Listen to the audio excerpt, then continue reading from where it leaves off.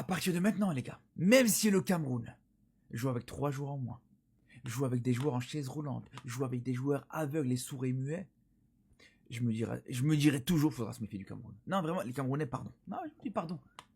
Voilà, dans ce match-là, je vous disais, pour moi, je voyais non seulement la Côte d'Ivoire gagner, mais même une humiliation camerounaise m'aurait pas surpris dans ce match, je vous le dis, les gars. Et au final, n'importe quelle équipe à la place du Cameroun, avec les conditions autour du football camerounais depuis plusieurs mois, voire depuis plusieurs années, mais je vous le dis, mais tous les jours, là, t'aurais pris un gros score, tu serais pris une humiliation.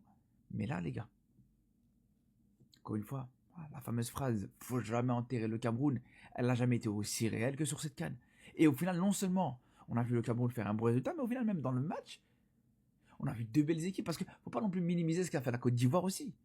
Alors, c'est décevant, parce que pour moi, ils étaient quand même favoris, ils auraient pu faire mieux, mais on a vu, franchement, pour avoir été au stade, pour avoir suivi ce match au stade, c'était un très très beau match. 2 très belles équipes qui, allez, sur le dernier quart d'heure, sont rentrées aussi dans la gestion. On savait que le point du match nul les qualifiait tous les deux. Ils n'allaient pas non plus se casser la tête, ils n'allaient pas s'embêter non plus sur la fin du match. Mais attention, parce que ces 2 équipes-là, on peut les voir un peu plus loin dans la suite de la compétition, les frères. Attention à ça.